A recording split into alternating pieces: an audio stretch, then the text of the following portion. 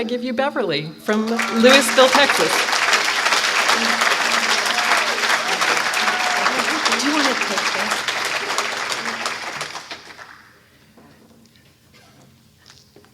I got to have my stuff. Good morning, everybody. My name is Beverly Burnett, and I am a very grateful recovering member of the Awakening Al-Anon family group in Flower Mound, Texas.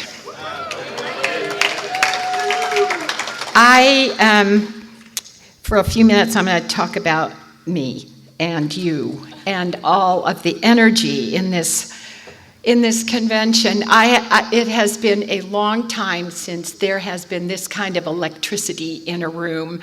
And Melissa, you really fired it up. And she did it without drugs. I mean, it's like, whoa. Cold, sober. That's impressive. Anyhow, I am very, very, very grateful to be a part of the 50th Annual Area 29 Maryland State Convention.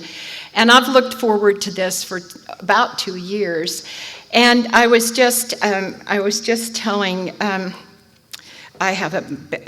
Victor that it's important to feel love and have something to look forward to. And I have felt loved, and I have had something to look forward to. So I've been richly blessed. Anyhow, I came into the Al-Anon program on February 9th of 1981, and I have been an active member of my own recovery ever since. And except for the pandemic, I didn't do Zoom. I have no problem with it. It was just not my choice. So, but I was creative in other ways of staying connected with people in the program during that time. But I did get COVID, and I was housebound for a little while. So that was the only time in 41 years of recovery that I have not been to an open AA or Al-Anon meeting. Anyhow, I want to thank everybody who has participated in making me feel welcome. It started with Dawn coming to the airport to pick up all three of us. And we were a little bit late and came back here in traffic, and two of us were hungry. And she made sure that we stopped at a Chick-fil-A and got some food, because there's nothing worse than a whiny alcoholic and a hungry Al-Anon. So we got that taken care of. And then there was Deshu without his blue ribbon. Do you realize how hard it was for an Al-Anon to sit there and not fix it? I wanted to run out into the lobby and say to Dawn, who's been also at the registration, for heaven's sake, give me a blue ribbon so that we can get him quieted down. I want to thank Katie for being absolutely wonderful. Even through all of this 2 years, Katie and I have stayed in touch, and little updates and everything. And Victor, thank you so much for the actual mail. We got mail, not email, mail with a postage stamp and directions and welcomes, and it has been wonderful. Somehow or other, with all the electronics, we've lost that really beautiful part of the introduction and the invitation, and I really appreciate your effort, Victor. Thank you. And I would like to thank Burke and Katie for having a little dinner for us that traveled. On Thursday night, it was lovely, and I got a crab cake. Yeah, so that was good. And Kim has been a wonderful voice. I mean, just everybody, the committee has just been absolutely wonderful for everything. So the speakers have been good, Marie and Lucas and Melissa and Deshu. I mean, you get up here, and I was up this morning, and I'm sitting in my bed, and I'm thinking, God, what can I add to whatever it is? And, God says, you got your own flavor, kiddo. We're going to, it's just been wonderful. So much dedication, so much love, so much gratitude from me. So that's the part. Now the rest of it, I hope God shows up, because I'm a little shaky this morning. So I found a little thing in this book that I have, and it says, success is not how far you got, but the distance you traveled from where you started. And really, that is the story of my life. It's the distance of my life in Al-Anon. It's the distance I've traveled since I walked into this program. So what I'm going to tell you is a little bit about what it was like, what I was like, what happened, and what I am like tonight. And of course, this is my perspective. If you have any other perspectives of me, please keep them to yourself.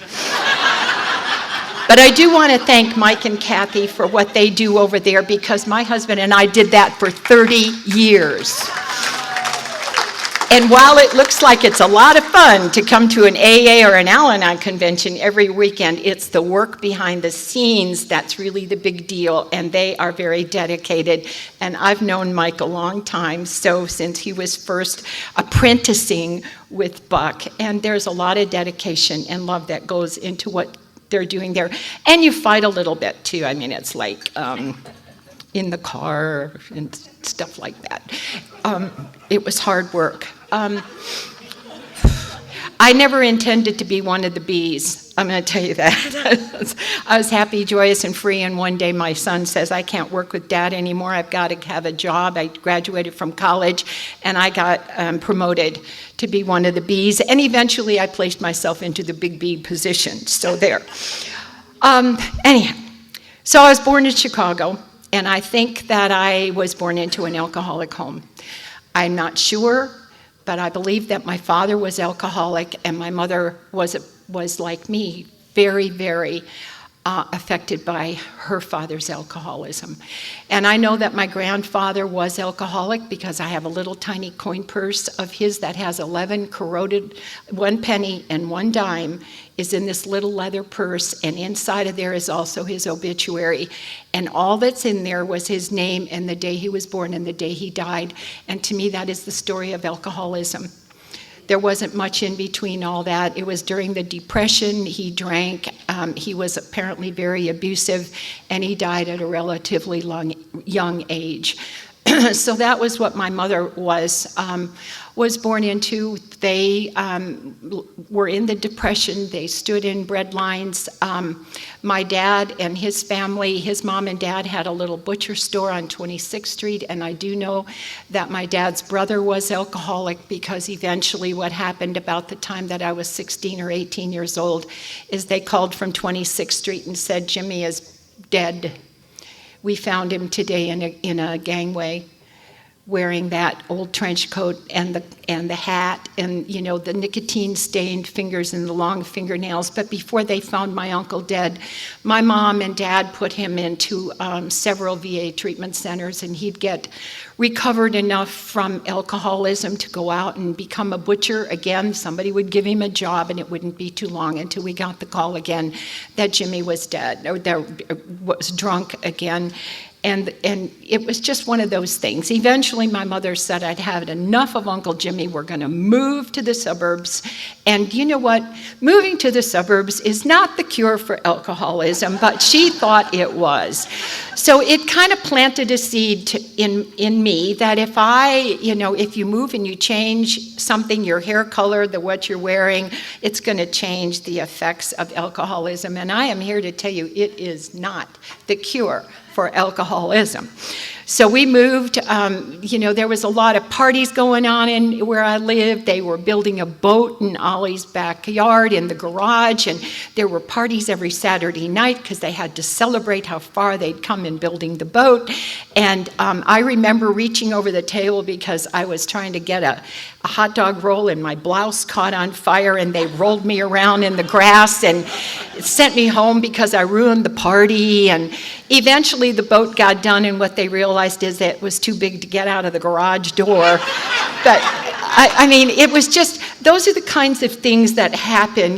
They were, so there were parties, we celebrated the 4th of July and graduation and somebody's birthday and somebody's wedding, and then with lots of funerals, lots and lots of funerals. And then they would just drink on the 7th of August and the 3rd of April, and it was always going on. But what I realized is as I got into my own recovery program is that my mother reacted so violently to my father's drinking. And what happens in that is that my father would drink, and then they would have a disagreement, and then she would get restless, and then she would take that out on me, and I'd either get smacked or beaten or something like that. And then I would take it out on my sister, who still has resentments about some of that today. And then my sister took it out on my brother, and the brother took it out on the dog. And, that's just how it is. And I heard that story from Elsa C. a long time ago, and I thought that was the story of my life. It was this chain of progression of effects. My father affected my mother affected me, I affected my sister, and it went on down the line. So eventually my mother wanted to get away from alcoholism on Uncle Jimmy and all of the drunken uncles and the cousins, and there was a bar on every corner in Chicago, and she just wanted away from all of it. So we moved to the suburbs. And it wasn't too long until Uncle Jimmy knocked at the front door and my father became post commander of the VFW. So the party was on again, and he did it for two consecutive, whatever those things are called. Anyhow, there were lots of parties, carnivals and drinking and parties and polka dances and, all kinds of crazy stuff. And my mother was baffled by it, and the screaming got louder, and I got hurt more often. And my grandmother lived with us 6 months out of the year because she didn't have a place to live, and my grandmother protected me from my mother, but what she would say to me is, "You wait until your grandmother goes home. You're going to get it." So that, there was always this apprehension, this feeling like doomsday. But I was an active kid. I was out and about, and I knew that if I got out of that house early in the morning and I didn't come back until dinner, I was going to be okay.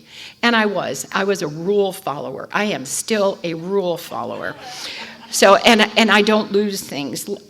Last week, my grandson showed up and was with me for 10 days, and the last day before he was getting ready to leave, I said, "Well, how about if I do get your laundry caught up?" And he goes, "Okay." So we threw in a load of laundry, and after it was dried and I folded it all, there was a sock missing.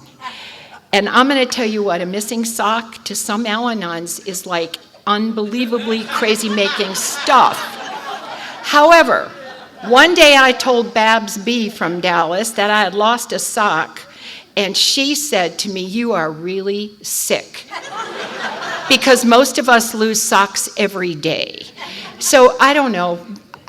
When Connor got up, I said to him, "Honey, I can't find one of your socks." And he goes, "That's okay. It's laying on the floor in the bedroom." Phew. I didn't cause it, I couldn't control it, and I couldn't cure it. So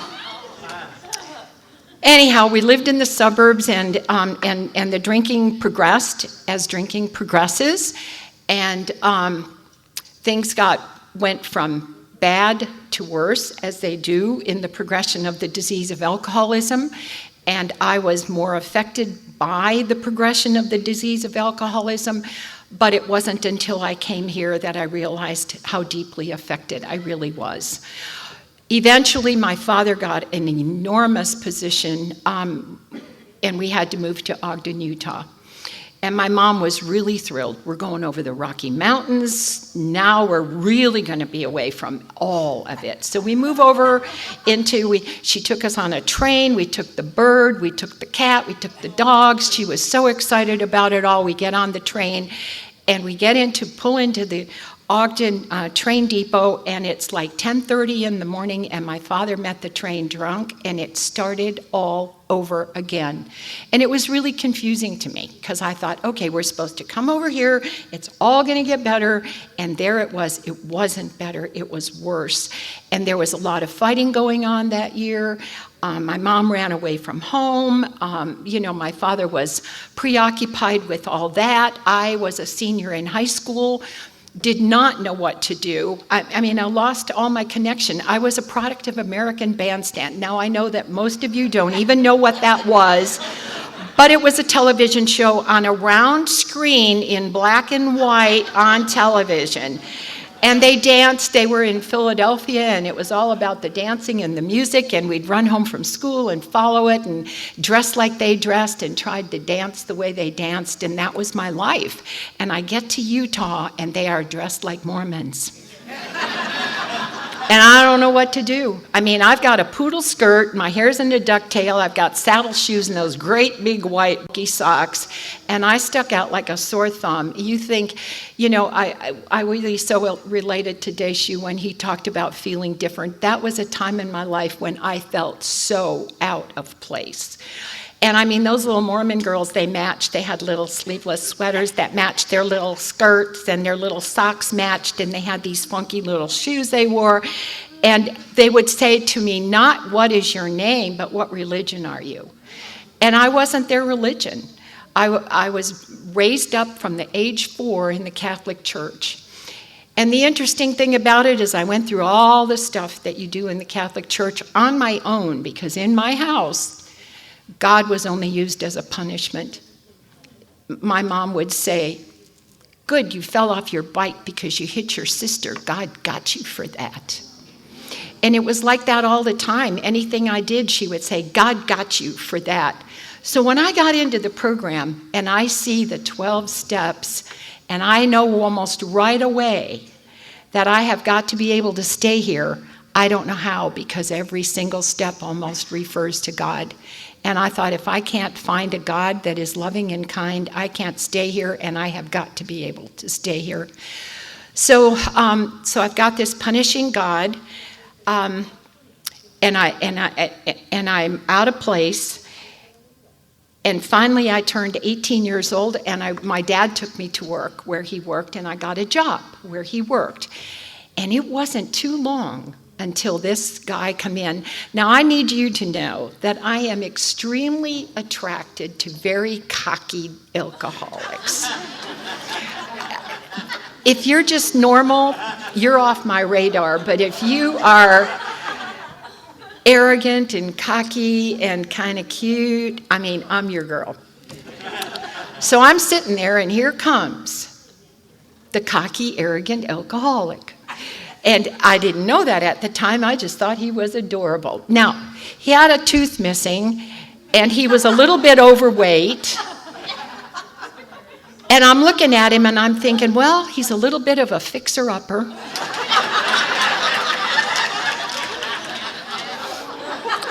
But as he would come in, he fixed the business machines at where I worked. And as he's carrying the toolkit in one hand, he's got the cigarette hanging out of the other, at the corner of his mouth, and he blows these little smoke rings, and then he reaches in his pocket, he takes out a brush, and as he's walking, he's fixing up the ducktail, and the crew cut. And I'm looking at him, and I mean, I'm pretty sure I drooled. I'm not really sure.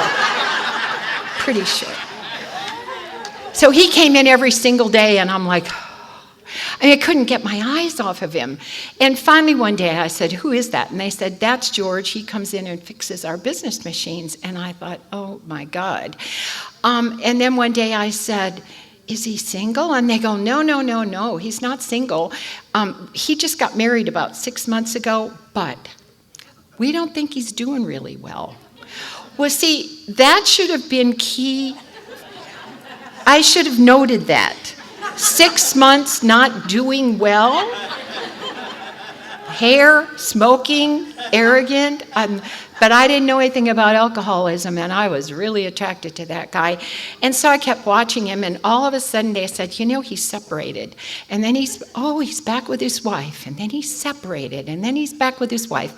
And all of a sudden he's separated, and one day he came into the little area where I worked and kind of brushed up against my ear, and he said, I'm officially separated from my wife. Would you like to go out for a date? And I'm like, oh, yes, of course. All my dreams came true. Now, I know today in Alcoholics Anonymous, I was a rebound romance, right? Didn't know about that back then. So I take him home to meet my dad. We go out on a date. Well, my dad actually took him in the kitchen, and by the time we went out for the date, he was already half drunk. It was comfortable for me. That's all I knew. We go out. We went out somewhere. I came back home. He went to kiss me goodnight, and he was so drunk he missed and rang the doorbell, and my mom come flying out. And he is such a coward, he gets in his car, and he drives away. Well, he asked me out again, and of course I'm going to say yes, and again, and we dated for a year and a week, and all the signs of alcoholism were there. He didn't show up for dates mostly. And he would say, Beverly, I am so sorry. I don't know what happened. I have come to realize that I don't know what happened is the correct answer. But I wanted more. I wanted more information. You don't know what happened? Well, we just went to the keg to have one beer, and he said, and the next thing I knew, Mary and Bill were kicking us out. And I think, that would be like 1 o'clock in the morning. And then he would say to me, I'll pick you up tonight, and I promise you it will never happen again. And it happened over and over and over and over. So we ended up getting married on November 11th. Of course. The booze was more important than the bride. And on November 11th in Utah, you cannot get liquor at a liquor store because it's a dry state and it was a holiday. But they made sure that they got that liquor in on November 10th. And it was stacked up against the wall. By the time George and I left for our honeymoon, he was drunk. And I didn't know that. It was comfortable for me. We end up in a little hotel or motel or something in Salt Lake City. And what I realized standing at the podium about 4 or 5 years ago is that nothing happened that night. I was like, I used to hear Gracie say that David crawled into a bottle in order to consummate their marriage, and I never realized what she was talking about. And I'm standing up here telling my story, and I went, well, for heaven's sake. And I think I was at a loss for words, and I thought it took all like 60 years to figure that out. I don't know. Anyhow, the next day I got pregnant. We did not lose. 9 months and 2 days later, I had a baby I didn't know how to take care of. And the very first day that we got back, we only were in Salt Lake 2 nights. One of them didn't count, the next one was counted. And anyhow, he goes to work on Monday, I go to work on Monday, I cook a tuna casserole, I call him up because he's not home for dinner, and I say, when are you coming home for dinner? And he says, I'll be there in a little while, honey.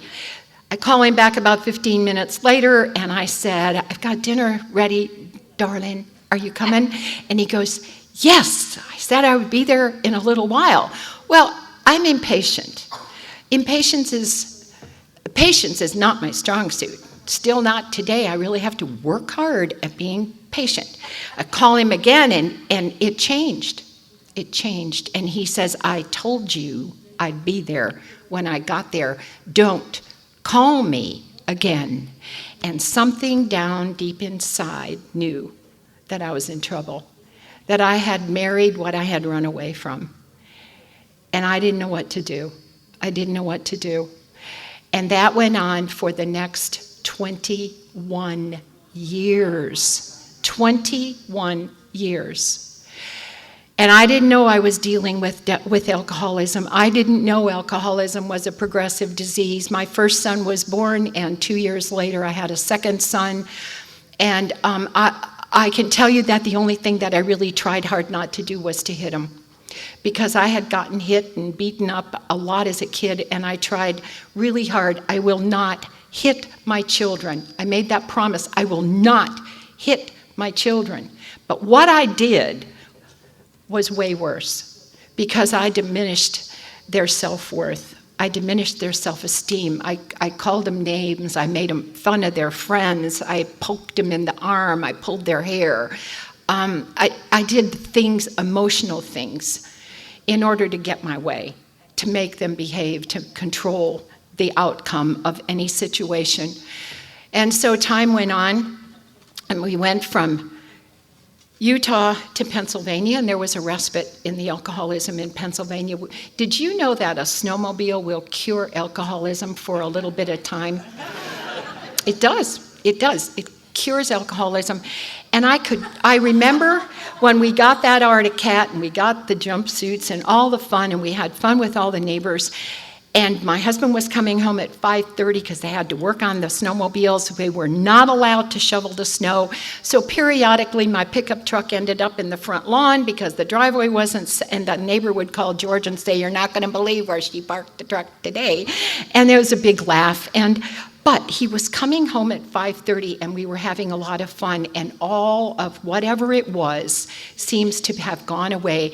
And I can remember going, and then almost 5 years passed, and we had a lot of fun through that time with the neighbors, and they were not alcoholics. There was a little brandy.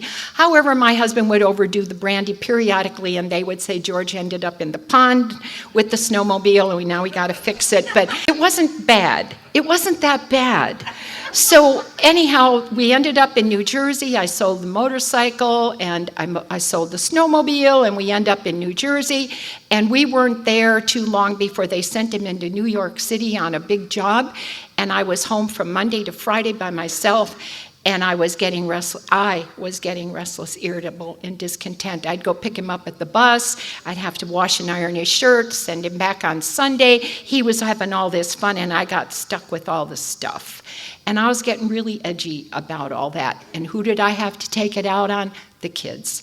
And eventually, we ended up in 1978 in Texas, and what I didn't realize then that I realize now is that we took 2 full-blown alcoholic kids and a really progressed alcoholic husband with us to Texas, and I was absolutely out of my mind. I was just completely out of my mind.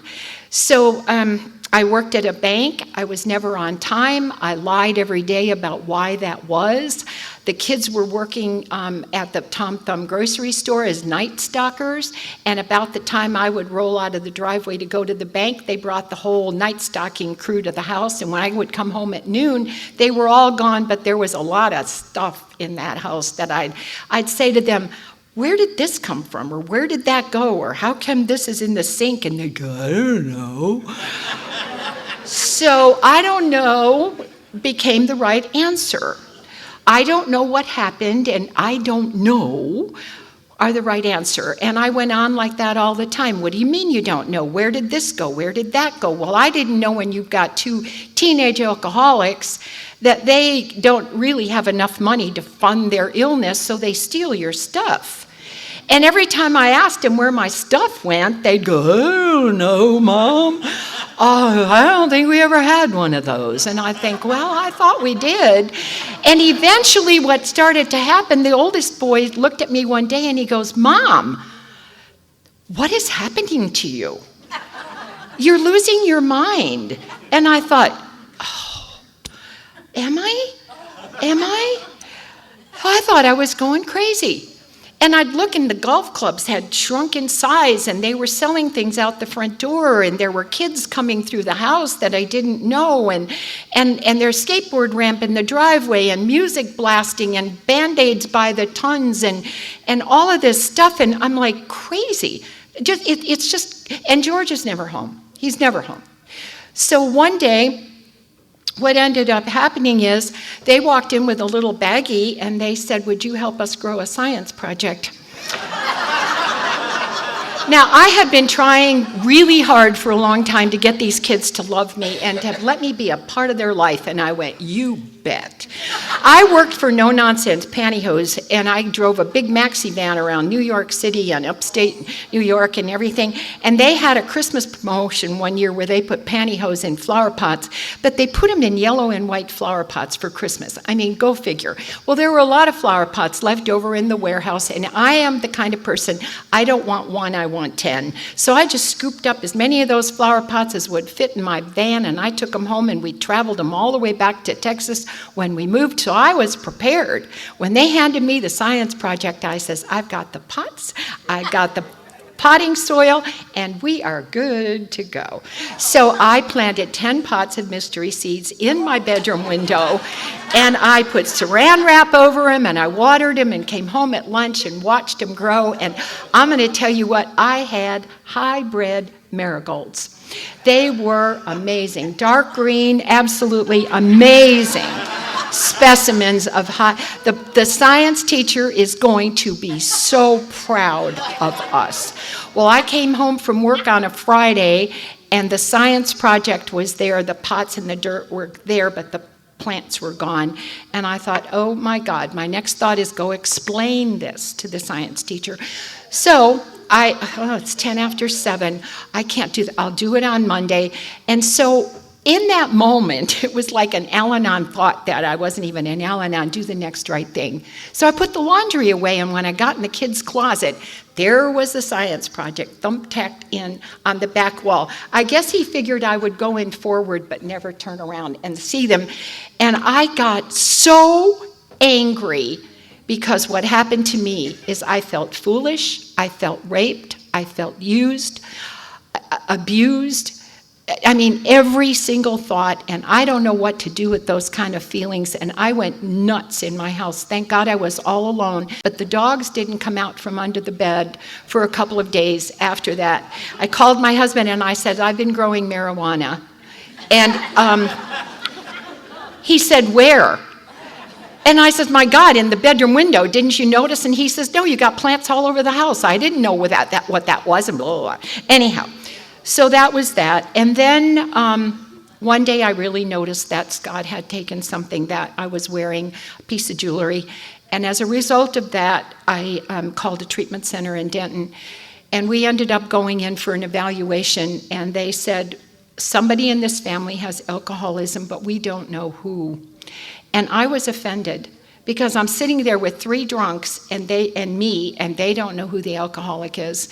So they sent us home and they said, when you can figure out who the real alcoholic is, bring him or her back. And that was somewhere around the end of January, and on the 9th day of February, which is my Al-Anon birthday, I took Scott to treatment, and they said, you have to go to Al-Anon. And I said, I can't because I work. And they said, we do too. But you go to Al-Anon. So there I thought, well, I can do anything for 28 days, which would appall me if I had to do it for the rest of my life. So I went to Al-Anon. And I wasn't there too long before what came true for me is a statement in the ODAP book, and somewhere in March, I think it's maybe around the 9th of March, in the little thought for today, it says, somewhere down deep inside, I knew I was home. And I knew I was home. I don't know how I knew I was home, but I became an active member of my own recovery on February 9th of 1981, and I never intended it to be. And George, on February 23rd, George got a desire chip, which really irritated me because I had the youngest kid at Westgate, and now my husband stood up and said he was alcoholic, and what are you going to think of me? What kind of a wife, what kind of a mother am I going to be if. Anyhow, he stayed sober. He hid out in Al-Anon for a little while with that desire chip until they finally threw him out and said, go where you belong. And we started, in 1981, a lot of new groups were starting in Dallas, and there was the Aquarius group, the Town North group, the Clean Air group. I mean, there was just tons of new groups starting because Alpha folded. And we started going to a group every single night, go out for coffee afterwards, and I was going to open AA meetings at night and Al-Anon meetings, and I was going to somewhere between 8 and 11 meetings a week. And I don't understand our newcomers today when they go, oh, I've been to 2 meetings this month and my life has changed. I don't know how you did that. I do not know how you do that. If you have an answer, because I go to 5 meetings a week, 2 open AA meetings, because that was part of what they told us to do in 1981. You go to open AA meetings because you need to hear the story of the alcoholic. You need to know that that was not about you, that they weren't doing it to you, because that's how I felt. I felt that George was deliberately not coming home for dinner, that my kids were deliberately stealing my stuff. And I mean, I felt like it was they were doing it to me. Well, if I'm in that victim role, I cannot get any kind of recovery. So they told me that I had to read the big book, because back in 1981, we didn't have a lot of Al-Anon literature. So I'm sorry if I offend you, but I was raised up on the big book and the AA 12 and 12, and our own. We had the ODAP book, and we had Living with an Alcoholic, and we had Dilemma of the Alcoholic Marriage, and I think Al-Anon Faces Alcoholism. I think those were our 4 pieces of literature back then, and a few pamphlets. So we've just followed the herd. They'd say, come with us, come with us. And I was privileged in 1981 to be amongst what I call the giants. And it took the village to raise this idiot. I'm going to tell you what. It was a lot of work. I remember one Friday night I was sitting in the Louisville group, and I was like picking on my face and scratching in my hair, and my leg was jumping, and I was, and Ruth L. turned around and she smacked me and she says, "Jesus, sit still." And today if we did that to a newcomer, they'd take us to jail. But I was like, I didn't even know I couldn't sit still. So anyhow, I got down deep inside. I knew I was home. I didn't know how to sit still. They're dragging us off to all these meetings and pie and coffee. And I can tell you that for the first 2 years in this program, I was in the fellowship. Now, I know that I was there all the time, but I hadn't had any friends. I felt lonely. I was isolated. I was deeply affected by the disease of alcoholism. And I just loved the fellowship. I'd get there and people started calling me by name. We're all going out for coffee. It was inclusive, not exclusive. And George and I would follow, and everybody's smoking cigarettes back then, and we'd have pie and coffee, and it was just wonderful. And eventually what happened, George got sober on February 23rd. Scott did not stay sober. Our oldest son, who was 17 and a half, got sober on March 30th of 1981. He walked in the kitchen on a Sunday morning after night stocking, and I saw that he was drunk. It was the first time I saw alcoholism. It's the first time. And I said, "Oh my God, Steve is drunk." And Scott says, "Oh yeah, he's worse than me." So I go to a meeting and I ask somebody, "What do we do now?" And they said, "Well, you have a sober home. You can either ask him to get sober with you, or you can ask him to leave. It's a choice." I never heard the word choice up until that time. I was 41 years old. Nobody had ever given me a choice. So I went home armed with Bill's recovery and his faith, and I said to Stephen when he got up at 4 o'clock in the afternoon, I said, "You know what? You walked in the house drunk today, and you have 2 choices. You can either come with us to AA meeting tonight, or you can leave." And I was told not to give them any time. I said, "You have to be gone by Tuesday." And he says, "God, Mom, it's Sunday." I says, "I know. But if you don't want to get sober, you have to be gone by Tuesday." Well, that'll sober him up really quick. So he got sober, and on the next night, we get in the car. We're driving to our first meeting. My husband looks at him in the rearview mirror and says, "I'm not going to Alcoholics Anonymous with a kid who looks like that." Stephen was wearing a Coors hat, a tequila t-shirt, holy jeans, titty shirt. His hair was permed, and he had 2 earrings. And George said, "We'll go home and change his clothes." Scott said, "No, Dad, we'll be late for the meeting." And George says, "I'm not going." And he got out on FM 407 and walked home. Now, I'm thinking there's still liquor in the house. He's going to get drunk. I need to go and chase him and leave the car in the middle of FM 407. And Scott says, "Mom, Dad is God's kid. Get in the car and drive so we're not late to the meeting." So we go to Alcoholics Anonymous, and I got the privilege of watching my oldest son be nudged by the youngest son, stand up at a meeting and say, "I'm Steve, I'm an alcoholic." And on March 30th of this year, Stephen had 41 years of sobriety.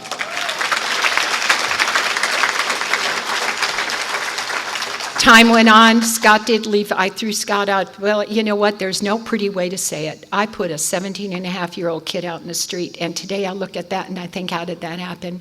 Where did I get that kind of courage? Where did I get that kind of faith that God would really take care of this kid? And as a result of that, his alcoholism progressed, and all I could do was finally get out of the fellowship and into the program of recovery.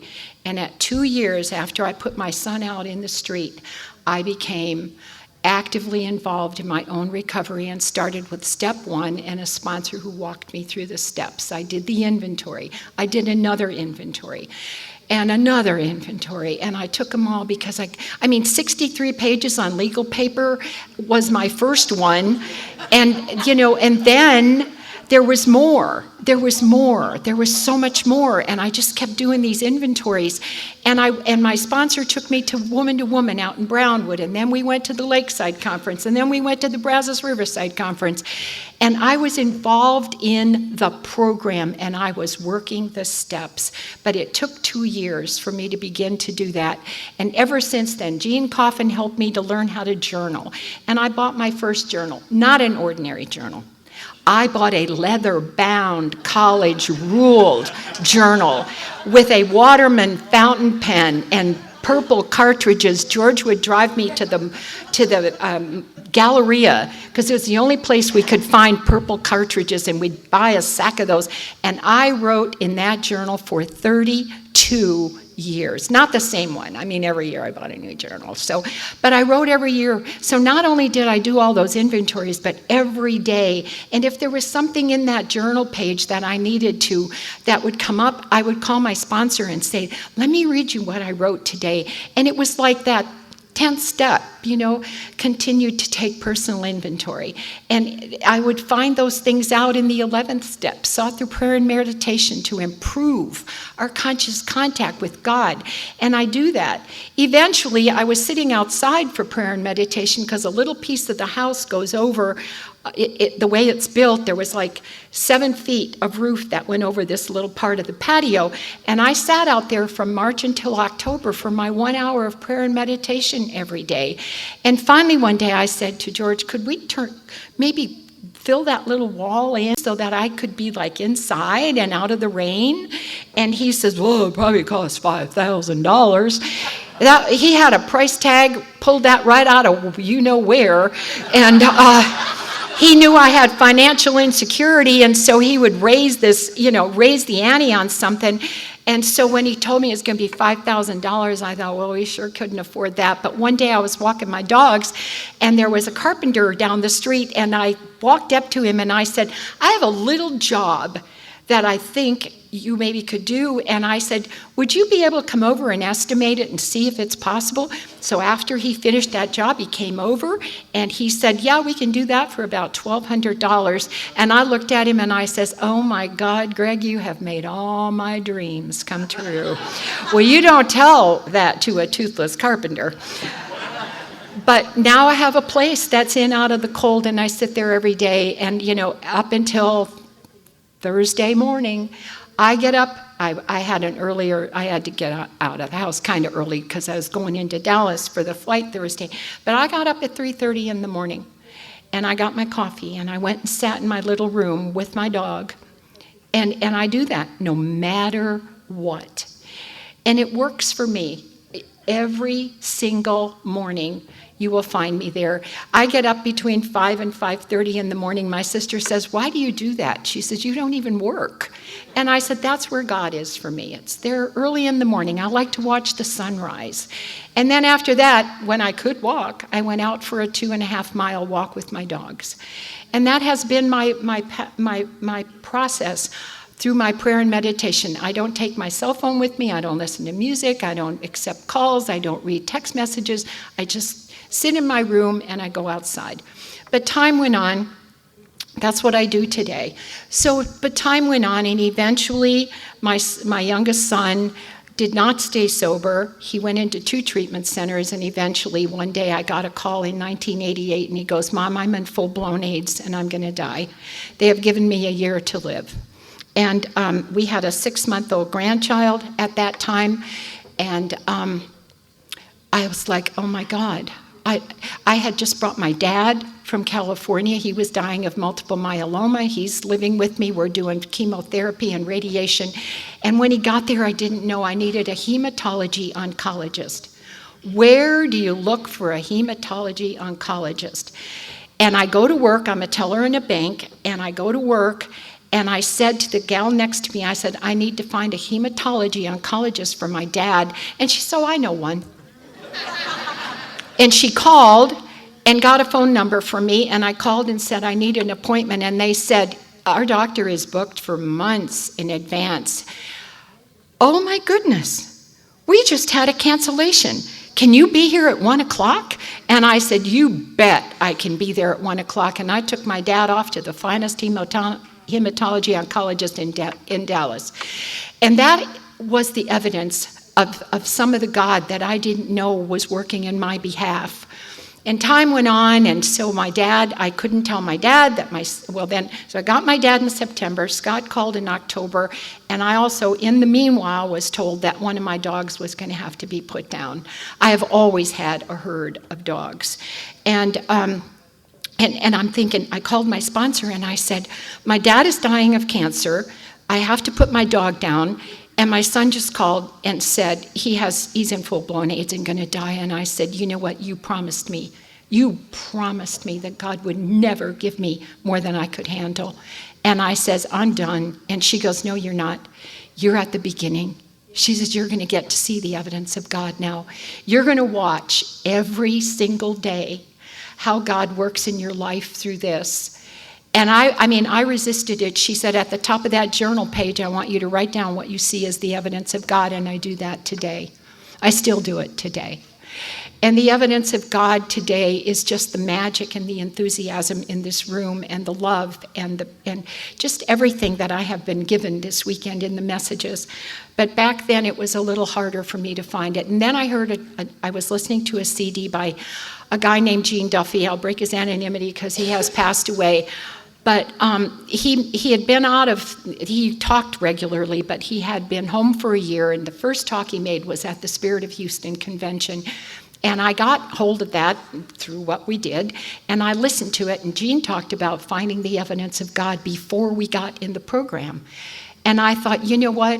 When I couldn't get married in the Catholic Church because George was married before and there were all these loopholes, and the Monsignor said to me, you just go home and get rid of that guy and you find yourself a nice Catholic boy. I threw away the Catholic Church that day, and I was 19 years old.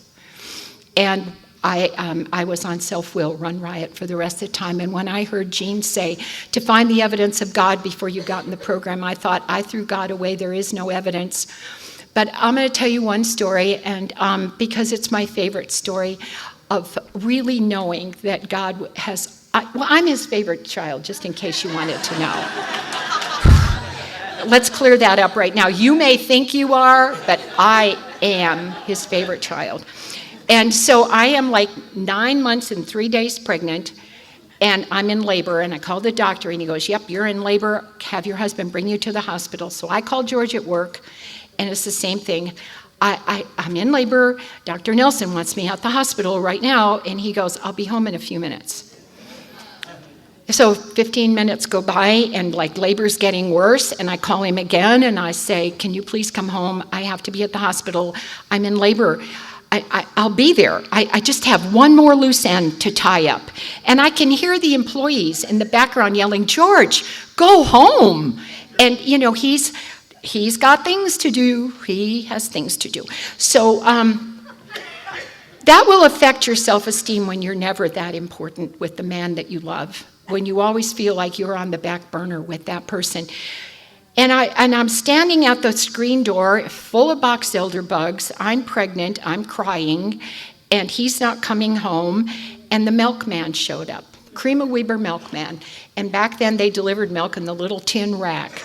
And there's 4 little bottles of milk in there, and he comes up, and you know, you can't see through the bugs. And he's got it, and I open up the crack in the door, and I take the milk, and he goes, lady, are you okay?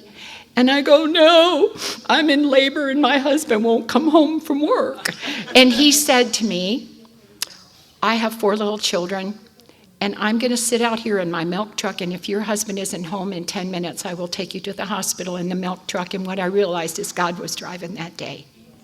And I told that story last weekend, and somebody stood up and said, well, did your husband come home or did you go in the milk truck? And, he came there at like 9 minutes and 34 seconds, But I did go in the Volkswagen. So when I realized that God was driving that milk truck, it changed everything for me. And time went on. Scott passed away. My dad passed away. Life went on. We got very busy in our business, and it was one of those times when things were kind of going all right. Now, I know today that from the day I married my husband, he already had COPD, but it is also a chronic disease that gets worse, never better. And as time went on, we finally had to surrender the business, and he couldn't work anymore. We gave up things slowly, and finally one day, when he was 80 and I was 71, we did our last job. And he looked at me and he says, oh, Bev, I'm really going to miss this. And I said, I couldn't have done it one more day. But from that point on, then we tried to formulate a new life. And he was we'd go out to eat, we could go to movies, we could do a few things, and then the day come where he couldn't. And I called my sponsor and I said, we can't go to movies, he can't get out to eat, we can't go to Emma's baseball games, now what? And she said, you find something that you two can do at the house. That would be fun. And so I thought about it for a while, and I said to him, how about if we watch Ranger baseball games? And he goes, okay. And he just brightened up. It was like something to do, so he watched the schedule every day, and then he'd tell me, get your work done so you can sit here. He looked forward to the fact that we could be together.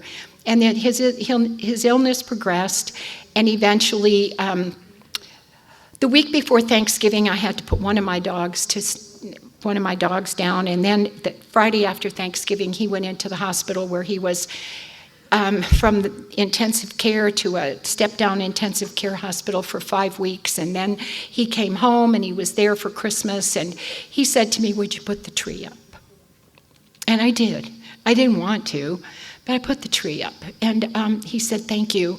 And then somewhere around the 19th of January, I called another ambulance, and he went back into intensive care, and then they transferred him, and then he went back into intensive care, and then we put him into a rehabilitation place where he was for about 8 or 9 days, and then we called another ambulance, and then he went back into intensive care at the hospital, and then into a room. And on the 23rd of February, he celebrated 37 years of sobriety in a hospital room. And on the 24th of February, 2 doctors came in and said, there's nothing more we can do. He needs to go into hospice.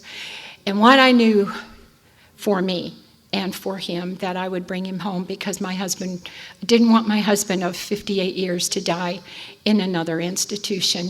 And so they set it all up, and I had no idea what I was into, but it was truly a spiritual experience to be able to care for my husband during those last few days of his life. And on Saturday, March 10th at 1:11, my husband passed away. We were married on 11/11. Our 50th anniversary was 11/11/11, and he died at 1:11. And I don't know what I felt was horrific sadness and grief, but I also felt this sense of relief, which I felt guilty about. And eventually I called my sponsor and I said, I feel relief about this. And she said, it's because it was a long, hard illness. And she said, your life got as small as his. And it was a relief. And so what now? My husband died, and he did not take my character defects with him. And I have a sign on my mirror. It says, you are looking at the problem. And that's a really tough place to go at 40-some years, at 30-some years in the program, to realize that I was still hanging on to a little bit of blame. If you didn't do that, I wouldn't have said that. It was in my mind, not always out my mouth, but I would think those things. And when you haven't got anybody left in your life that you can say, if it wasn't for that, I wouldn't have done that, you are looking at the problem. And so what happened for me in the last 4.5 years is I have redeveloped a whole new program. I'm doing it single. and I'm doing it solo, and I'm doing it with God. And it has been an amazing journey to find out that I can. One more time, I have the ability to do what needs to be done, take care of the house, take care of what needs to be done. And anyhow, I don't know, a year. So we put the one dog down just before he went in the hospital. And then on the 1-year anniversary of that dog's death, I went to Operation Kindness. And I thought, oh, I found a little puppy on the internet on Operation Kindness. And his name was Paul. And Paul was my husband's sponsor's name. And I look at Paul, and I thought, I will have Paul. And then I thought, Beverly, what are you doing? You're 77 years old, and that's a 4-month-old puppy. Have you lost your mind? Well, of course I've lost my mind. Of course I have. And I thought, I'm not doing this. Operation Kindness opens at 11 o'clock. I was there at 11:05. I walked in the door, and I says, I'll have Paul. And she says, well, wouldn't you like to look at him first? And I said, no, I want Paul. So anyhow, she says, well, we'd really like you to at least see Paul before. So I went back, I looked at him, I came back, and I says, I want Paul. So we're sitting on a little bench. They make you take him outside, and the dog's looking at me like, so when are we going home? So I take Paul home, and here's the deal. For $185, I got the man of my dreams, and he snores. I mean, that's how much my God loves me. So a week ago, Thursday, I had to make the decision to close down the life of another one of my dogs. And I sat there and I think to myself, it's an amazing thing to make the decision to end a breathing, living soul's life. But you know what? It's also a grace that we get to help that along. And now what I have at home is this little 4-year, he's now 4, this dog is grieving. I have never, ever seen that before, and it's heart-wrenching. This dog, the little Paul, he walks around the house with a little rubber toy in his, and he cries. And I think to myself, no matter what it is, God puts inside of us the ability to love and the ability to grieve, no matter who we are. So anyhow, I broke my leg on February 24th. I fell on black ice. I was investigating something that was none of my business. In my pajamas. And I fell 10 feet from my front door, and I laid in the ice in my pajamas, and I said, help! Somebody help me! Well, you can scream as loud as you can, but there isn't anybody going to come help you at 7:30 in the morning. They just don't hear. And so the next thing I heard, I promise you, was the voice of God say, you can either lay here in the ice in your pajamas, or you can get yourself back in the house and call for help. And I flung my broken leg over my good leg, and with this arm, I pulled myself 44 feet through 2 doors, the foyer, the living room, and into my little sunroom where I could barely reach my iPad. And I texted my niece and nephew and said, could you help me? I broke my leg. And they were there. I don't remember. I must have passed out. Ended up, as I'm going into surgery the next morning, I can't, I'm not a drug addict. I can promise you that. I puked in my hair on the way to surgery, and I happened to think about it. I says, is this a good surgeon? And he goes, Mrs. Burnett, this guy is the best in the Dallas Metroplex. And it's been an amazing journey. My son came and spent 5.5 weeks with me as I recovered. I was non-weight bearing. I had my home group, 2 of my home groups set up meal train. I got meals delivered at 5 o'clock. I had a little mini meeting every single day. Somebody would sit on the sofa and we'd talk about recovery or whatever. And I tried to shag my son home a few times. And what I realized, because God isn't done with me yet, is I don't know how to receive love. I knew I could give love. I knew I could be loving, but I didn't know how to let that kind of love come in. And so where I'm on now is this journey of allowing your love to fill me up and to receive it with grace and say thank you.